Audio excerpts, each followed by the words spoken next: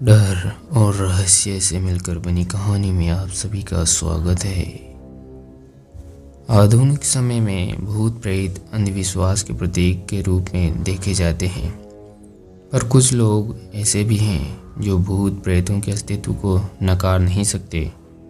कुछ लोग जिन्हें भूत प्रेतों पर पूरा विश्वास होता है, वे भी इन आत्माओं के अस्तित्व को नकार जाते हैं, क्योंकि उनको पता है कि अगर वे किसी से इन बातों का जिक्र किए, सामने वाला भी यही बोलेगा, पढ़े लिखे होने के बाद भी आप ये कैसी बातें कर रहे हैं। और इस प्रश्न का उत्तर देने और लोगों के सामने अपने को गंवारू समझे जाने से बचने के लिए लोग इन बातों का जिक्र करने से बचते हैं।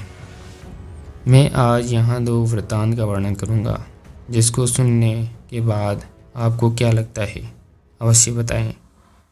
खैर, मैं भी तो भूत प्रेतों को नहीं मानता, पर कभी कभी कुछ ऐसी घटनाएं घट जाती हैं कि भूत प्रेतों के अस्तित्व को नकारना बनावटी लगता है। बात कोई 15-16 साल पहले की है। मैं जिस जगह पर काम करता था, वहीं पास में एक फ्लैट किराए पर लिया था। इस फ्लैट में मैं अकेला रहता था। हाँ, पर कभी कभी कोई मित्र संबंधी आदि भी आते रहते थे। इस फ्लैट में एक बड़ा सा हॉल था और इसी हॉल से संबंध एक बाथरूम और रसोई घर था। एक छोटे से परिवार के लिए यह फ्लैट बहुत ही अच्छा था। और सबसे खास बात इस फ्लैट की यह थी कि यह पूरी तरह से खुला खुला था। मैं आपको बता दूं कि इस फ्लैट का हॉल बहुत बड़ा था और इसके पिछले छोर पर से शीशे जड़े दरवाजे लगे थे, जिससे आप आसानी से खोल सकते थे। पर मैं इस हॉल के पिछले भाग को बहुत कम खोलता था, क्योंकि कभी कभी भूलवश अगर यह खुला रह जाता तो बंदर आदि आसानी से घर में आ जाते थे और बहुत सारा सामान इधर उधर कर देते थे। आप सोच रहे होंगे कि बंदर आदि कहाँ से आ जाते होंगे, तो मैं आप लोगों को बताना भूल गया कि यह हमारी बिल्डिंग एकदम से एक सुनसान किनारे पर थी और इसके अगल बगल में बहुत सारे पेड़ पौधे, जंगली झाड़ियाँ आदि थी।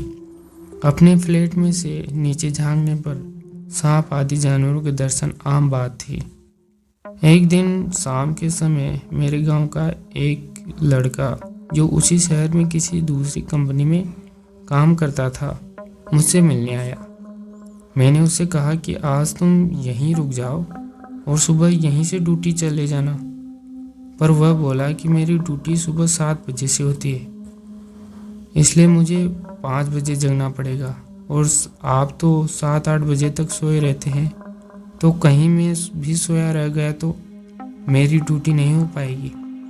इस पर मैंने कहा कि कोई बात नहीं, एक काम करते हैं, 4 बजे सुबह का एक अलार्म लगा देते हैं और तू जल्दी से जगकर अपने लिए टिफिन भी बना लेना।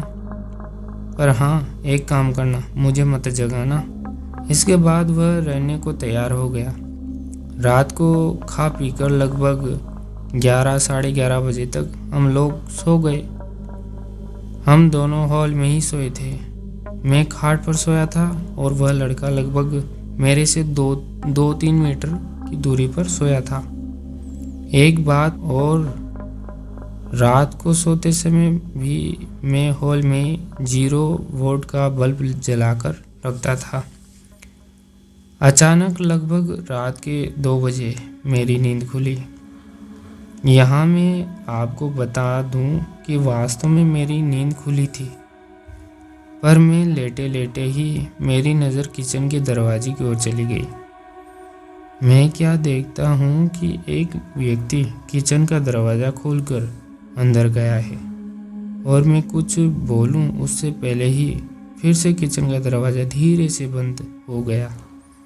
मुझे इसमें कोई हैरानी नहीं हुई, क्योंकि मुझे पता था कि गांव वाला लड़का ड्यूटी के लिए लेट न हो, इस चक्कर में जल्दी जग गया होगा। बिना गांव वाले लड़की की ओर देखे ये सब बातें मेरे दिमाग में उठ रही थी। पर अरे, ये क्या! फिर से अचानक किचन का दरवाज़ा खुला और उसमें से एक आदमी निकलकर बाथरूम में घुसा और फिर से बाथरूम का दरवाज़ा बंद हो गया। अब तो मुझे थोड़ा गुस्सा भी आया, क्योंकि वह गांव का लड़का रिश्ते में मेरा भाई जैसा लगता था। इसलिए मैंने घड़ी देखी और उसके बिस्तर की ओर देखकर गाली देते हुए बोला कि बेटा, अभी तो 3 बजे हैं और तू जगकर खटर पटर शुरू कर दिया। अरे ये क्या!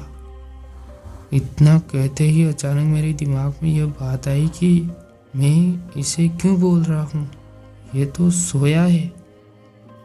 अब तो मैं फटाक से खाट से उठा और दौड़कर उस बच्चे को जगाया। वह आंख मलते हुए उठा, पर मैं उसको कुछ बताए बिना सिर्फ इतना ही पूछा कि क्या तू 2-3 मिनट पहले जगा था? तो वह बोला नहीं तो, और फिर वह सो गया। अब मेरे समझ में कुछ नहीं आ रहा था। मैंने हॉल में लगे ट्यूब को भी जला दिया था। अब पूरे हॉल में पूरा प्रकाश था और मेरी नज़रें अब कभी बाथरूम के दरवाजे पर तो कभी किचन के दरवाजे पर किचन और बाथरूम के दरवाजे पर अब पूरी तरह से बंद थे। अब मैं हिम्मत करके उठा और धीरे से जाकर बाथरूम का दरवाज़ा खोला। बाथरूम छोटा था और उसमें कोई नहीं दिखा।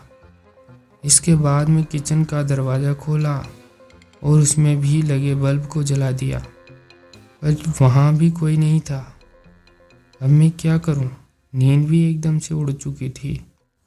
इस घटना का जिक्र मैंने किसी से नहीं किया। मुझे लगा यह मेरा वहम था, और अगर किसी को बताऊंगा तो कोई मेरे रूम में भी शायद आने से डरने लगे। इस घटना को बीते लगभग 1 महीने हो गए थे और रात को फिर कभी मुझे ऐसा अनुभव नहीं हुआ। एक दिन मेरे गांव के 2 लोग हमारे पास आए। उनमें से एक को विदेश जाना था और दूसरा उनको छोड़ने आया था। वे लोग रात को मेरे यहाँ ही रुके थे और उस रात मैं अपने एक रिश्तेदार से मिलने चला गया था और रात को वापस नहीं आया। सुबह सुबह जब मैं अपने रूम पर पहुंचा तो वे दोनों लोग तैयार होकर बैठे थे और मेरा ही इंतज़ार कर रहे थे। ऐसा लग रहा था कि वे बहुत ही डरे हुए और उदास हों। मेरे आते ही वे लोग बोल पड़े कि अब हम लोग जा रहे हैं। मैंने उन लोगों से पूछा कि फ़्लाइट तो कल है, तो आज की रात आप लोग कहाँ ठहरेंगे? उनमें से एक ने बोला रोड पर सो लेंगे, पर इस कमरे में नहीं। अरे, अब अचानक मुझे 1 महीने पहले घटित घटना याद आ गई। मैंने सोचा, तो क्या इन लोगों ने भी इस फ्लैट में किसी अजनबी को देखा? मैंने उन लोगों से पूछा कि आखिर बात क्या है, तो उनमें से एक ने कहा कि रात को कोई व्यक्ति आकर मुझे जगाया और बोला कि कंपनी में चलते हैं। मेरा पर्स वहीं छूट गया है। फिर मैं थोड़ा डर गया और उसको भी जगा दिया। इसने भी उस व्यक्ति को देखा। वह देखने में एकदम सीधा साधा लग रहा था और शालीन भी था। हम लोग एकदम डर गए थे क्योंकि हमें वह व्यक्ति इसके बाद किचन में जाता हुआ दिखाई दिया था और उसके बाद फिर कभी किचन से बाहर नहीं निकला और हम लोगों का डर के मारे बुरा हाल था। हम लोग रात भर बैठकर हनुमान का नाम जपते रहे और उस किचन के दरवाजे की ओर टकटकी लगाकर देखते रहे, पर सुबह हो गई और वह आदमी अभी तक किचन से बाहर नहीं निकला है। अब तो मैं भी थोड़ा डर गया और उन दोनों को साथ लेकर तेजी से किचन का दरवाज़ा खोला, पर किचन में तो कोई नहीं था। हाँ, पर किचन में गौर से छानबीन करने के बाद हमने पाया कि कुछ तो गड़बड़ है।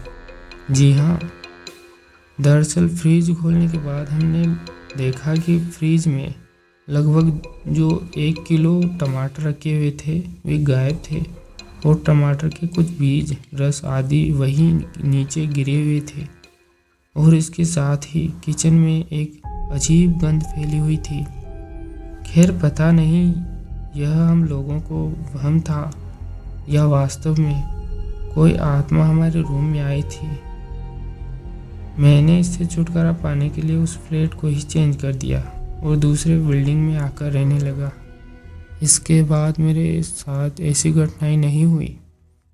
तो दोस्तों, आपको ये डर और रहस्य से मिलकर कहानी कैसी लगी? अच्छी लगी तो लाइक शेयर सब्सक्राइब ज़रूर करें। मिलते हैं नेक्स्ट वीडियो में, तब तक के लिए डरते रहिए।